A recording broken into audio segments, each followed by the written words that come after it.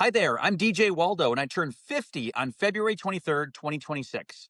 So, for the next 50 days, I'll be sharing one thing that I've learned over the almost 50 years on this planet. Today's thing, number 30, is modeling matters most.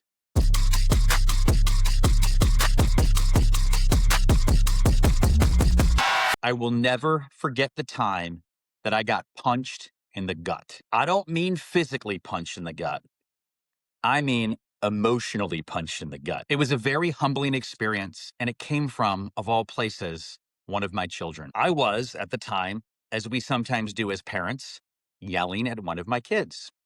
Not a proud moment, but I was yelling at one of my kids, and they yelled back.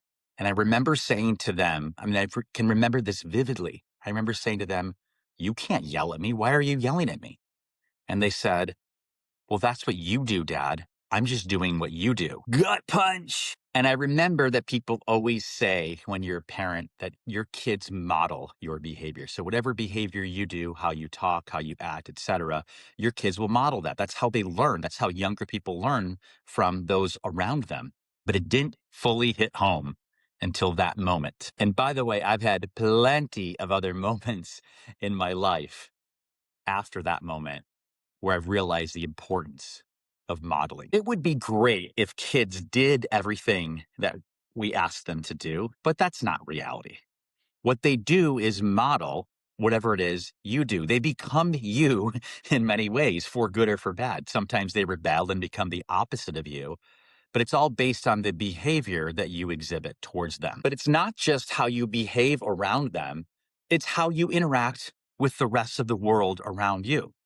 That means how you treat other people. Are you leading with kindness, as we've talked about in other things? Are you giving people grace? They learn about our tone and how we respond to things, whether we react by jumping in right away or we sit back and relax. And to be clear, I don't have any medical background, so this is just what I've learned. This is not something that is, I know it's grounded in science, but I can't tell you the actual science behind it. But our kids and the people around us are always looking at how we behave, especially how we behave in stressful situations. But it's just one area. This happens in life all the time. So this applies with coworkers, friends, acquaintances, teammates, classmates. It doesn't matter. The modeling happens everywhere. We're modeling all the time when things don't go our way, how we respond to that. We're modeling when we're on the freeway and somebody cuts us off. I used to be terrible at this. I used to be the guy that would give the middle finger to somebody or tail really closely to somebody or tap on my brakes if they were close to me. Do I still do that? On occasion, but I don't do it nearly as much as I used to, because now that I have kids and now that other people, I'm realizing other people around me see me doing that. That's terrible modeling. I also think some of those quieter moments are equally as important for modeling. I'm talking about holding the door for someone, saying thank you to someone, apologizing when you're wrong. I talked in a previous episode about saying hello to somebody. People watch that. People see how you behave, and they determine whether they want to be around you or not based on that behavior. It's also about staying calm, not a strength of mine generally, but staying calm under pressure and treating people with respect, even when nobody's looking, even when nobody's keeping score. I think that experience I had with my child years and years ago with that gut punch taught me one thing, that when I see myself modeling poor behavior, it's not that I don't do it. Of course, I'm human. I make mistakes all the time.